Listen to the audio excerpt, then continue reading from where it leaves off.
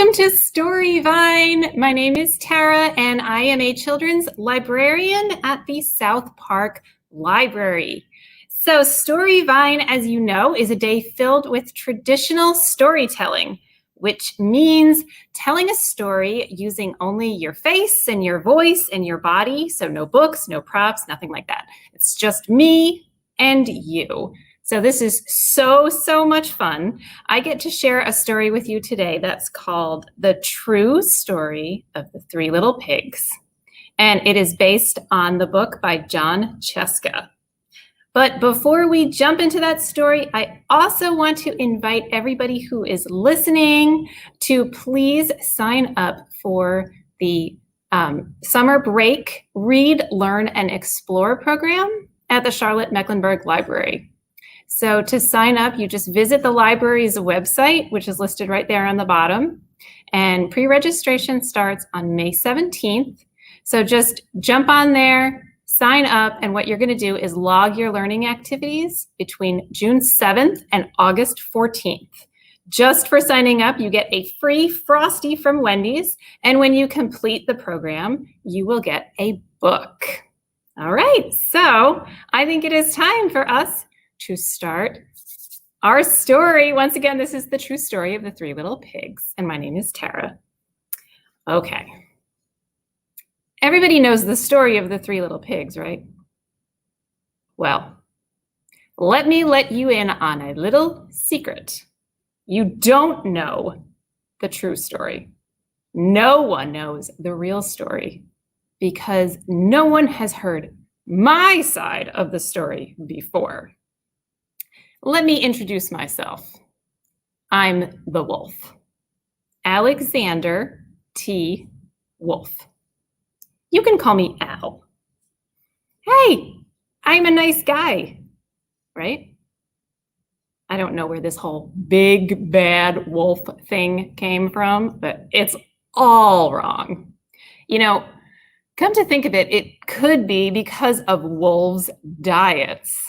Hey, it's not my fault that wolves like to eat cute animals like bunnies,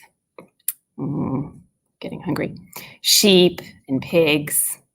I mean, if cheeseburgers were cute, folks would probably think you were big and bad too. Think about that. So anyway, the real story is about a sneeze and a cup of sugar. So here is the real story of the Three Little Pigs. It all started way back in Once Upon a Time. I was baking a cake for my dear old Granny's birthday. Oh, Granny.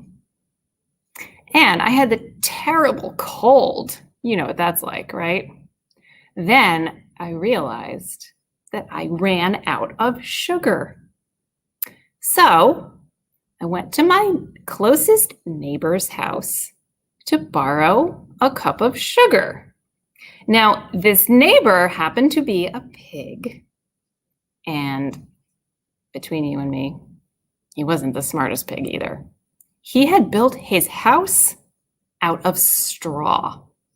I mean, really, straw. Who does that? So anywho, I get to his house and I knock on the door.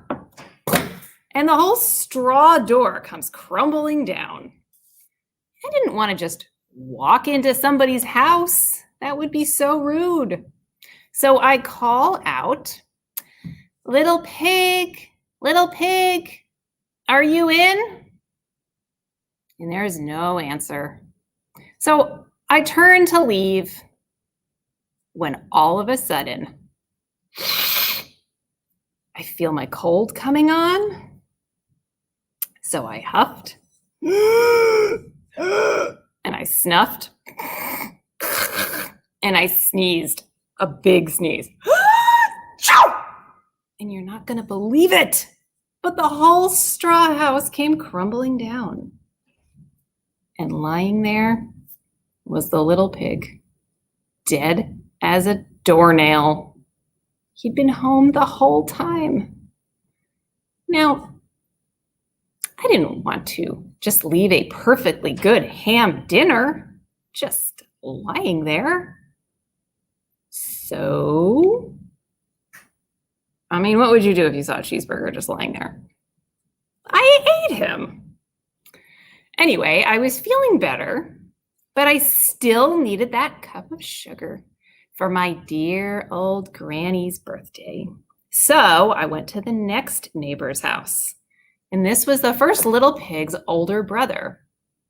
And he was a little bit smarter, but not much. He had built his house out of sticks. So I get to the stick house, and he has a doorbell. So I ring the doorbell. Ding dong. And he yells, "Go away, you wolf. You can't come in. I'm shaving the hairs on my chinny chin chin." Fair enough. So I turn to leave when all of a sudden, I feel my cold coming on again. So I huffed and I snuffed and I sneezed a big sneeze. And you are not going to believe it, but the whole stick house came crumbling down. When the dust cleared, there was the second little pig just lying there, dead as a doornail. Now, you know what happens when you leave food sitting out, right? It goes bad. I didn't want to waste, so I ate him.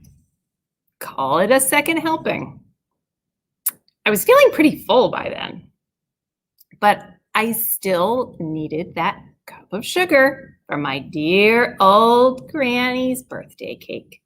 So I went to the next neighbor's house, and this was the older brother of the first two little pigs. He must have been the brains of the family, let me tell you, because he built his house out of bricks. Very sensible. So I get to the brick house and I knock on the door. And do you know what that rude little porker yelled? "Go away, wolf, and don't bother me again." So rude. He probably had a whole bunch of sugar and he couldn't even give me one cup for my dear old granny's birthday cake.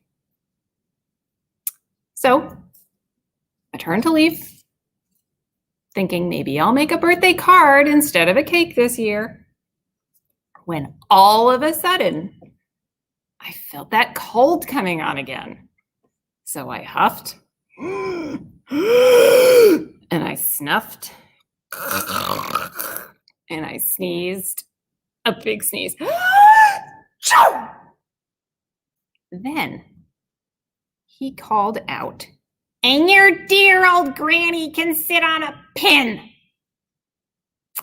Now, as you can probably tell, I'm usually a pretty calm fella. But when somebody talks about my granny like that, I kind of lose it. So, of course, when all the neighbors and the cops showed up, I was trying to break down his door. And meanwhile, I was huffing and snuffing and sneezing all over the place. It was a setup. So when the journalists heard about those two other pigs I had had for snacks earlier, they jazzed up the story with this whole huff and puff and blow your house down business. Because I guess a sick guy trying to borrow a cup of sugar is too much of a boring story. So what can I say? I was framed. But maybe you could loan me a cup of sugar. All right, that is the end of the true story of the Three Little Pigs. Once again, that is based on the book by John Cheska. And thank you for tuning in to Storyvine. This is so much fun. Please tune in again at noon for more traditional storytelling. Thank you all so much. Bye.